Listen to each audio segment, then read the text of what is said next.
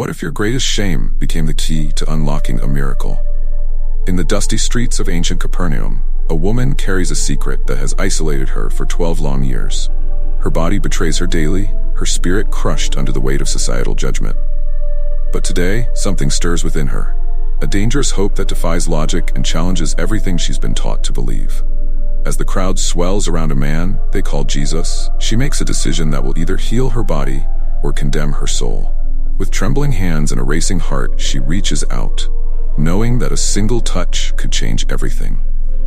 But in a world where rules govern every interaction, where purity is prized above all else, can an act of desperate faith overcome years of shame and suffering? Prepare to witness a collision of divine power and human courage that will challenge everything you thought you knew about faith, healing, and the true meaning of being clean. The scorching sun beat down on the dusty streets of Capernaum, its rays piercing through the thick crowd that had gathered near the shores of the Sea of Galilee. The air was thick with anticipation, charged with an electric energy that seemed to pulse through the very ground beneath their feet. Whispers rippled through the throng, speaking of miracles and a man who could heal with just a word. In the shadows of an alleyway, a figure huddled against the wall, her frail body trembling with a mixture of fear and hope. 12 years. 12 long, agonizing years of suffering, of being shunned, of feeling her life force slowly ebb away with each passing day. She clutched her cloak tightly around her, her eyes fixed on the crowd ahead. Today would be different. Today she would risk everything for one desperate chance at healing. As she inched closer to the edge of the alley, her mind raced with the weight of her decision. What if she was caught? What if the touch didn't work? What if? Her thoughts were interrupted by a sudden surge in the crowd's excitement. He was coming, the one they called Jesus. Her heart pounded in her chest, a war drum of fear and faith. This was it. This was her moment.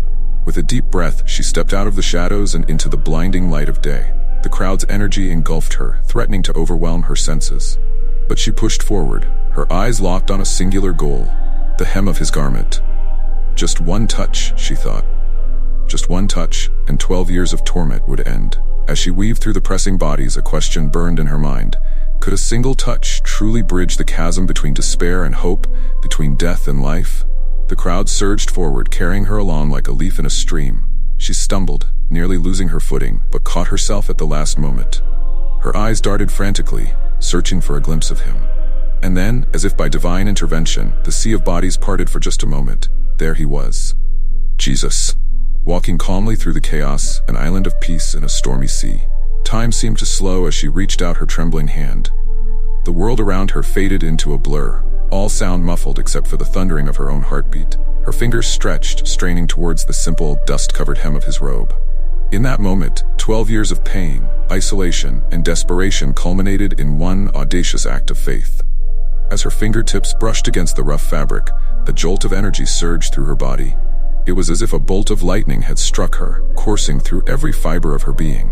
In an instant, she felt the bleeding stop. The constant drain on her life force ceased.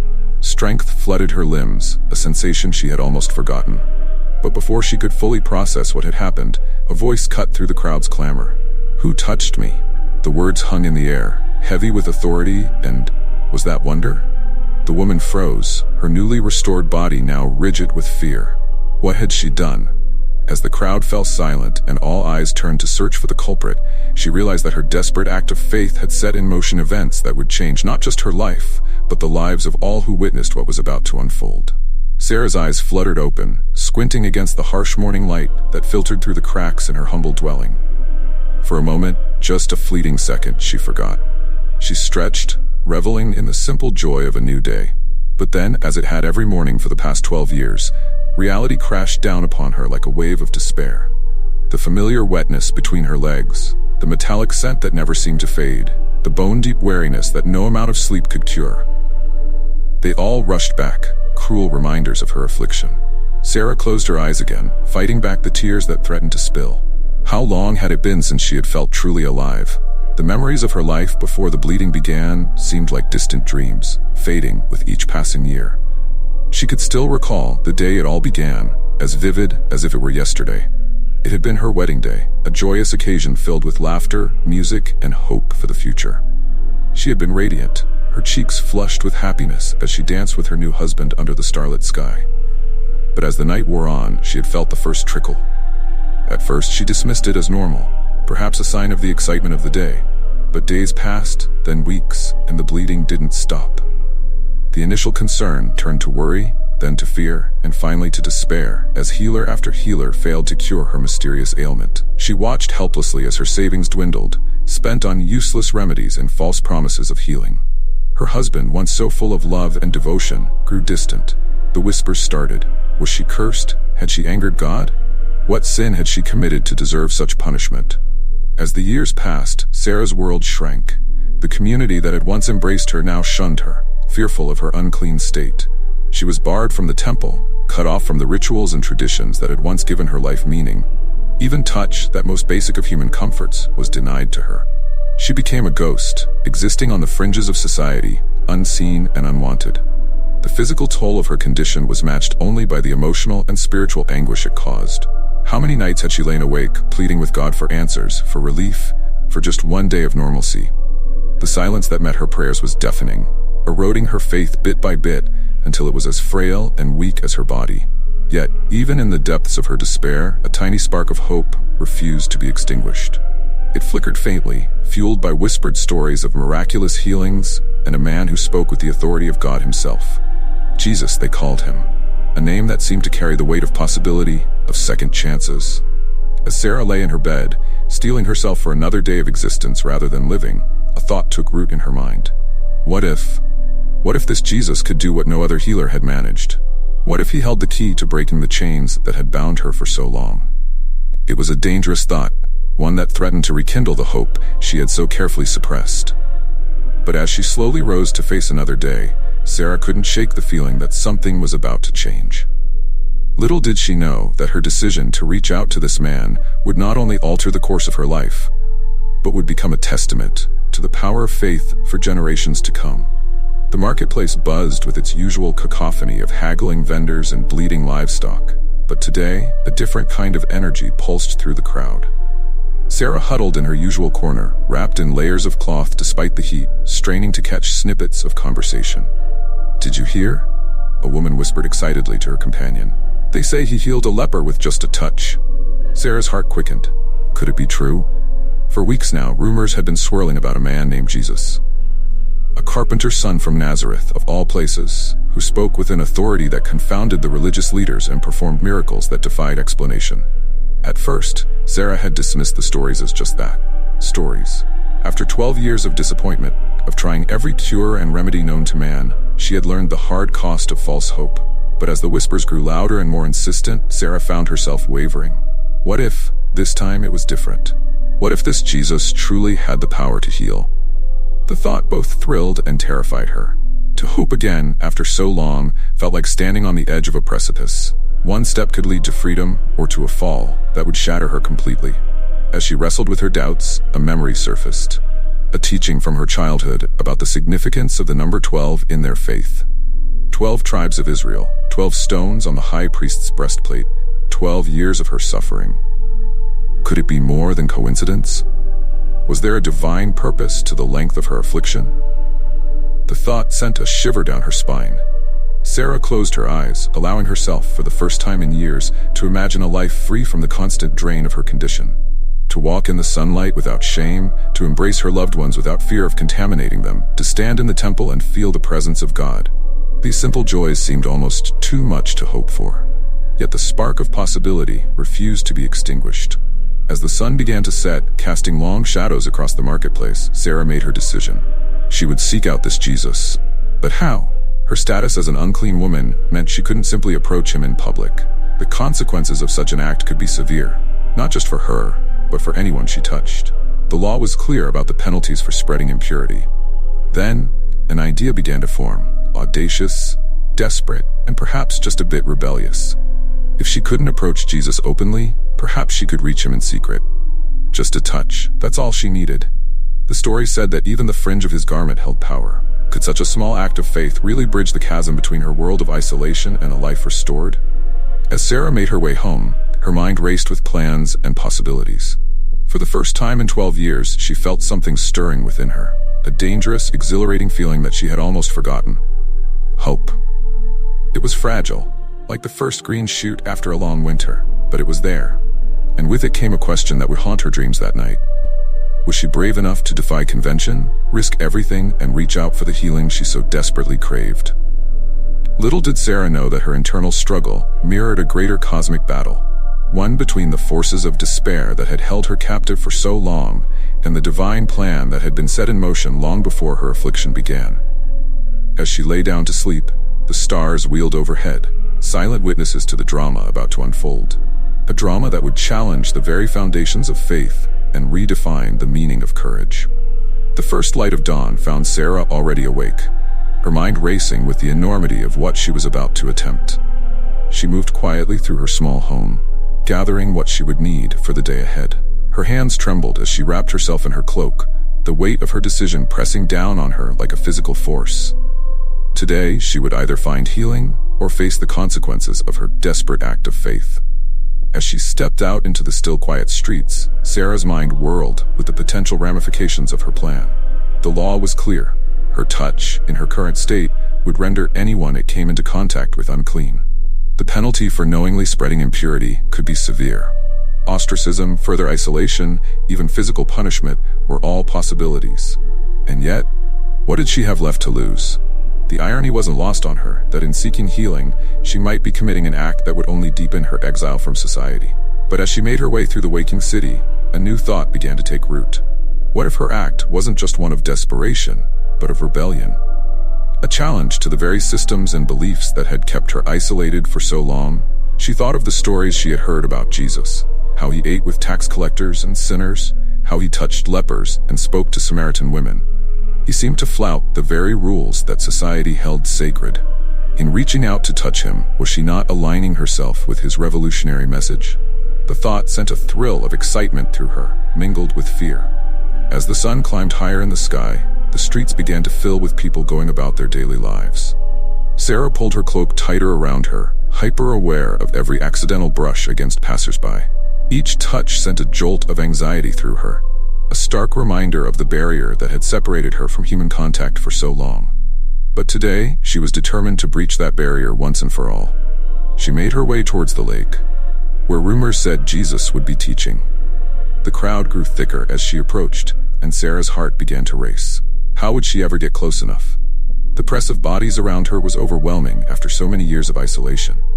She felt exposed, vulnerable, certain that at any moment someone would recognize her and raise the alarm.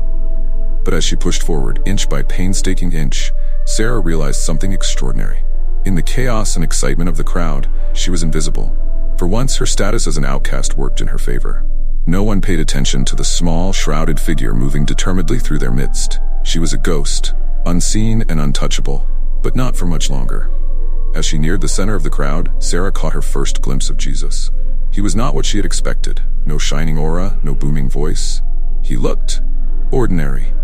And yet there was something about him, a presence that seemed to radiate peace and authority. In that moment, all of Sarah's doubts and fears crystallized into a single, burning certainty. This man could heal her. With renewed determination, she pressed forward. She was close now, so close. Just a few more steps and she would be within reach of his garment. As she stretched out her hand, time seemed to slow. In that suspended moment, Sarah realized that regardless of the outcome, she had already changed. By choosing to act, to reach out in faith despite the risks, she had taken the first step towards reclaiming her life.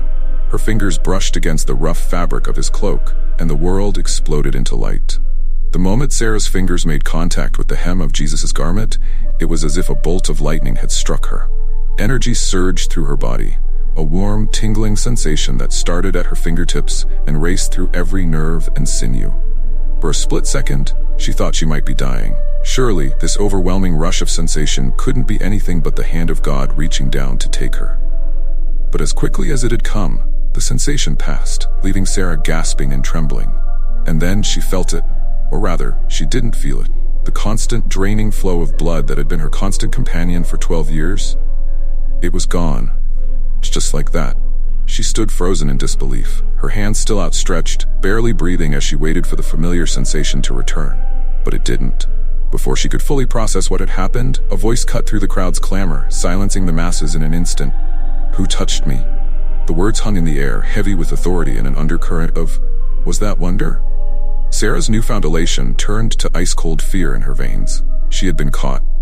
What would happen now? The disciples' voices rose in confusion. "Master," one said, "the people are crowding and pressing against you. How can you ask who touched you?" But Jesus was insistent. "Someone touched me," he said.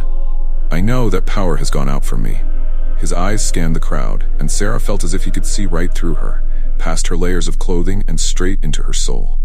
For a moment, Sarah considered slipping away. She had what she came for. She was healed. Why risk everything now? But something held her in place. Perhaps it was the residual energy from the healing, or perhaps it was a deeper need. A need to be seen, truly seen, after years of invisibility. Whatever the reason, Sarah found herself stepping forward, her legs shaking but her resolve firm. "It was me," she said, her voice barely above a whisper. The crowd parted, creating a small circle around her and Jesus. She could feel the weight of hundreds of eyes upon her, could hear the murmurs of shock and disapproval, but all of that faded away as she met Jesus' gaze. There was no condemnation there, no anger at her presumption. Instead, she saw compassion, understanding, and something else, approval. Emboldened by his gaze, Sarah fell to her knees before him. The words poured out of her in a rush. 12 years of suffering, countless healers and remedies, all her money spent, only to be left worse than before. She spoke of her desperation, her daring plan, and the miraculous healing she had experienced at his touch. As she spoke, she became aware of a profound change within herself. The shame and fear that had been her constant companions for so long were melting away, replaced by a sense of peace and belonging. The crowd listened in stunned silence, many faces showing a mixture of awe and discomfort. To speak so openly about such a condition was unheard of, especially for a woman. But Jesus' reaction surprised them all. Instead of rebuking her for her boldness or declaring her unclean, he smiled. "Daughter," he said, his voice gentle but carrying to every ear in the crowd, "your faith has healed you. Go in peace and be free from your suffering." With those words, it was as if a great weight lifted from Sarah's shoulders. She stood, her back straight for the first time in years, tears of joy streaming down her face. The crowd's murmurs grew louder, a mix of amazement, skepticism, and excitement. But Sarah hardly noticed. In that moment, it was just her and Jesus, the rest of the world fading into the background. As the reality of what had just transpired began to sink in, Sarah felt a surge of emotions she couldn't quite name. Relief, certainly, and gratitude beyond measure. But there was something else too, a sense of purpose, as if her years of suffering had been leading to this very moment. She realized that her story, her act of faith, would be told and retold, a testament to the power of belief and the compassion of the man standing before her. The crowd began to press in again, eager to witness more miracles, to touch the healer themselves. But before they could separate them, Jesus leaned in close to Sarah. "Your faith has made you well," he said softly, his eyes twinkling with warmth. "But it has done more than that. It has shown others the way. Remember this day, for your courage will inspire generations to come." With a final smile, Jesus turned to address the crowd, leaving Sarah standing in awe, forever changed by the encounter that had defied time, tradition, and her own limitations. As she watched him move away, she knew that while her physical healing was miraculous, the true miracle was the restoration of her spirit, her place in the community, and her relationship with God. The air crackled with tension as Jesus' question hung in the air. "Who touched me?" Sarah's heart pounded so loudly she was sure everyone could hear it. The crowd, moments ago buzzing with excitement, now fell into an uneasy silence. She could feel curious eyes darting around, searching for the culprit. Would someone recognize her? Would they point her out before she had a chance to confess? In that moment of suspended animation, Sarah's mind raced through the potential consequences of her actions. She had touched a rabbi, and not just any rabbi, but one who was quickly gaining a reputation as a miracle worker. In her unclean state, she had potentially defiled him according to the law. The penalties for such an action could be severe. Banishment, stoning, the possibilities loomed large in her mind, threatening to overwhelm the joy of her healing. But there was something else too, warring with her fear, a sense of awe and wonder at what had just transpired.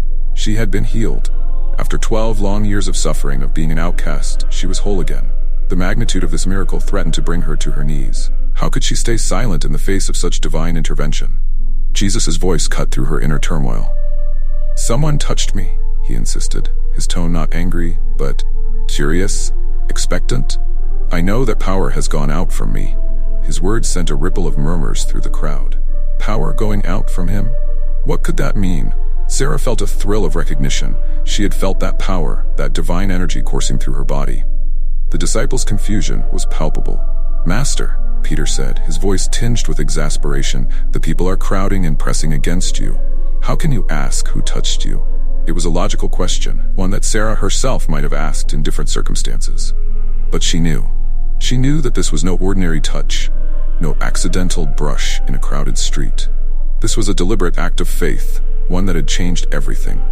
As Jesus' gaze swept the crowd, Sarah felt as if he could see right through her, past the layers of cloth and shame, straight to her soul. For a moment, she considered slipping away, losing herself in the masses. She had what she came for, didn't she? She was healed. Why risk everything now? But something held her in place. Perhaps it was the residual energy from the healing, or perhaps it was a deeper need, a need to be seen, truly seen, after years of invisibility. Whatever the reason, Sarah found herself stepping forward, her legs shaking but her resolve firm. "It was me," she said, her voice barely above a whisper at first, then growing stronger. "I touched you." The crowd parted like the Red Sea, creating a small circle around her and Jesus. She could feel the weight of hundreds of eyes upon her, could hear the sharp intakes of breath, the murmurs of shock and disapproval. But all of that faded away as she met Jesus' gaze. There was no condemnation there, no anger at her presumption. Instead, she saw compassion, understanding, and something else. Approval? Emboldened by his gaze, Sarah fell to her knees before him. The words poured out of her in a rush. 12 years of suffering, countless healers and remedies, all her money spent, only to be left worse than before. She spoke of her desperation, her daring plan, and the miraculous healing she had experienced at his touch. As she spoke, she became aware of a profound change within herself. The shame and fear that had been her constant companions for so long were melting away, replaced by a sense of peace and belonging. The crowd listened in stunned silence, many faces showing a mixture of awe and discomfort. To speak so openly about such a condition was unheard of, especially for a woman. Some shifted uneasily, no doubt wondering if they had been defiled by proximity to her. Others leaned in, captivated by her story and curious to see how Jesus would respond. As Sarah's words trailed off, she braced herself for judgment. But Jesus' reaction surprised them all. Instead of rebuking her for her boldness or declaring her unclean, he smiled. It was a smile that seemed to contain all the compassion in the world, a smile that spoke of divine love and acceptance. And when he spoke, his words fell like balm on Sarah's wounded spirit. "Daughter," he said, his voice gentle but carrying to every ear in the crowd, "your faith has healed you. Go in peace and be freed from your suffering." With those simple words, Jesus did more than just acknowledge her healing. He restored her place in the community, affirmed her worth, and offered her a new identity. No longer an outcast, but a daughter. No longer defined by her suffering, but by her faith. As the full impact of Jesus' words washed over her, Sarah felt tears streaming down her face. But these were not tears of shame or sorrow. They were tears of joy, of relief, of a hope reborn. She stood, her back straight for the first time in years, feeling as if she could touch the sky. The crowd's reaction was a cacophony of gasps, excited whispers, and even a few cheers. But Sarah hardly noticed. In that moment, it was just her and Jesus, the rest of the world fading into the background. She had come seeking physical healing, but she had received so much more. In reaching out to touch Jesus, she had been touched by the divine in return. And in that touch, she found not just health, but wholeness, not just cure, but restoration. As she stood there, basking in the warmth of Jesus' smile, Sarah knew that her life would never be the same. Her act of desperate faith had not only changed her, but would ripple out to touch countless others in ways she could not yet imagine. The crowd buzzed with a mixture of awe and confusion as they witnessed the exchange between Jesus and Sarah. Some faces showed wonder at the miracle they had just witnessed, while others betrayed discomfort or even disgust at the public discussion of such a private matter. But Jesus seemed oblivious to their reactions, his focus entirely on the woman before him. "Your faith has made you well," he said, his voice carrying a weight of authority that silenced even the most vocal whispers. "But it has done more than that. It has shown others the way." His words hung in the air, pregnant with meaning that Sarah could feel but not yet fully comprehend. She stood there, basking in his presence, feeling more seen and known than she had in over a decade. As the reality of what had just transpired began to sink in, Sarah felt a surge of emotions she couldn't quite name. Relief, certainly, and gratitude beyond measure. But there was something else too. A sense of purpose, as if her years of suffering had been leading to this very moment.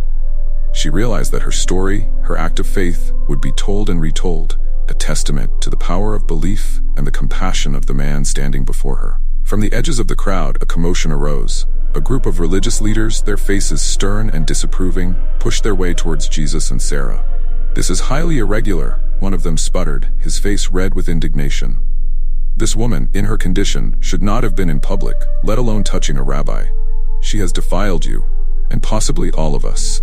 Sarah felt her newfound confidence waver under their accusing glares. But before she could shrink back, Jesus stepped forward, placing himself between her and the angry men. His voice when he spoke was calm but carried an unmistakable edge of challenge. "And who among you can claim to be truly clean?" he asked, his eyes sweeping over the crowd. "This woman's faith has made her well. Her touch did not defile, it invited healing. Which of you can claim a faith so strong that it moves the very heart of God?" The leaders fell silent, their arguments dying on their lips in the face of Jesus' words. Sarah watched in amazement as Jesus turned their accusations on their head, revealing a deeper truth about purity and faith that went beyond the letter of the law. She began to understand that her healing was more than just a physical miracle. It was a challenge to the very systems that had kept her isolated and ashamed for so long. As the tension in the air began to dissipate, Sarah felt a new strength coursing through her veins. It was more than just the absence of her affliction. It was a spiritual vigor, a sense of purpose and belonging that she had never known before. She stood taller, her gaze meeting those around her without fear or shame. She was no longer the woman with the issue of blood. She was Sarah, daughter of Abraham, touched by the divine and restored to her place in the community. Jesus turned back to her, his eyes twinkling with warmth and perhaps a hint of mischief. "Your faith has not only healed you," he said softly, so that only she could hear. "It has also begun to heal the blindness of those who could not see past their own rules to the heart of God's love. Remember this day, for your courage will inspire generations to come." With those words, Jesus gently squeezed her shoulder and turned to address the rest of the crowd. But Sarah hardly heard what he said next. Her mind was reeling with the implications of what had just happened. She had come seeking physical healing, but she had received so much more. In reaching out to touch Jesus, she had been touched by the divine in return. And in that touch, she found not just health, but wholeness. Not just cure, but restoration. As she stood there, watching Jesus continue his ministry to the crowd, Sarah felt as if she was seeing the world through new eyes. The colors seemed brighter, the air fresher, the faces around her more vivid and real than they had been in years. She realized that her healing was not just a personal miracle, but a sign, a revelation of a new way of understanding God's love and the true meaning of faith. In that moment, Sarah knew that her life would never be the same. Her act of desperate faith had not only changed her, but would ripple out to touch countless others in ways she could not yet imagine. As she took her first steps as a healed woman, both in body and spirit, she felt a profound sense of gratitude and awe. The journey that had begun in desperation had led her to a place of hope, purpose, and a deep, abiding faith that would sustain her for the rest of her days. The sun was setting over Capernaum, casting long shadows across the bustling streets. Sarah stood at the edge of the marketplace, watching the ebb and flow of life around her with new eyes. It had been several weeks since her encounter with Jesus, and each day brought fresh revelations of how profoundly her life had changed. Gone was the constant fear of being discovered, the shame that had kept her isolated for so long. In its place was a quiet confidence, a sense of purpose that seemed to radiate from within. People who had once avoided her gaze now smiled and greeted her warmly. She was no longer the town's secret shame, but a living testament to the power of faith and the compassion of the man they called the Messiah. As she made her way through the crowd, Sarah overheard snippets of conversation that made her pause. "Did you hear about the woman who was healed?"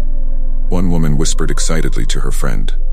"They say she touched his cloak and 12 years of suffering ended in an instant." Sarah smiled to herself, marveling at how quickly her story had spread. But it wasn't just her story that was causing a stir. Sarah had noticed a subtle shift in the way people spoke about illness and those considered unclean. There was less fear, more compassion. The rigid barriers that had once separated the afflicted from society seemed to be crumbling, one act of kindness at a time. As she neared the synagogue, Sarah saw a small group gathered outside. To her surprise, she recognized the face of the religious leader who had been so indignant on the day of her healing. But today, his expression was different, thoughtful, almost humble. He was deep in conversation with a young man whose twisted limbs marked him as one who would normally be kept far from the holy place. The law speaks of cleanliness, yes, the leader was saying, but perhaps we have misunderstood its true meaning. If faith can make one clean, as we saw with the woman, then perhaps it is not the outer condition that matters most, but the state of one's heart. Sarah felt a thrill of recognition at his words. The ripples of her encounter with Jesus were spreading further than she could have imagined. As the sun dipped below the horizon, Sarah made her way to the shores of the Sea of Galilee. This place, once a reminder of her isolation, had become a sanctuary of sorts. She often came here to reflect on the miraculous turn her life had taken and to offer prayers of gratitude. Standing at the water's edge, Sarah closed her eyes and let the gentle lapping of the waves wash over her. She thought of all the people who were now hearing her story, of the hope it might kindle in hearts weighed down by suffering or shame. She thought of the religious leaders, grappling with a new understanding of faith and purity. And she thought of Jesus, whose touch had not only healed her body, but had set in motion a transformation that was reaching far beyond one woman's life. Opening her eyes, Sarah gazed out at the darkening waters. The first stars were beginning to appear, pinpricks of light in the vast expanse of sky. She remembered Jesus' words to her, "Your courage will inspire generations to come." At the time, she hadn't fully grasped their meaning. But now, watching the ripples on the water expand outward from where a fish had jumped, she began to understand. Her story, her act of faith, was like that fish breaking the surface. The ripples were spreading, touching lives in ways she might never know. Healing bodies, yes, but also healing hearts, challenging long-held beliefs, and opening eyes to a new understanding of God's love. As she turned to head home, Sarah felt a renewed sense of purpose. Her healing was not the end of her story, but the beginning. She had been given a second chance at life, and with it, an opportunity to share the hope she had found. With each step, she silently renewed her commitment to live out that hope, to be a living testament to the power of faith and the transformative love she had encountered. The stars twinkled overhead as Sarah walked, a gentle reminder of the vastness of God's plan. She had once reached out to touch the divine, and in return, she had been touched by a love that knew no bounds. Now, it was her turn to reach out to others, to share that love in ways both great and small. As she disappeared into the narrow streets of Capernaum, the night air seemed to whisper with possibilities. One touch had changed everything. And the ripples of that touch would continue to spread, touching lives and changing hearts for generations to come. You've just witnessed a story of transformation that defies the boundaries of time and culture. But what if this ancient tale holds the key to your own breakthrough? The woman's journey from isolation to restoration isn't just history. It's a challenge, a call to action that echoes through the centuries and lands squarely at your feet today. What would happen if you dared to reach out, to push past your fears and touch the divine? Don't let this moment slip away. Your own miracle might be just one act of courage away. Are you ready to break free from the chains of your past to challenge the labels society has placed on you? This isn't just a story. It's an invitation. An invitation to experience the kind of faith that doesn't just heal bodies but transforms lives and reshapes communities. Will you answer the call? The choice is yours, and the time is now. Reach out and touch the extraordinary. Your own journey of miraculous transformation awaits.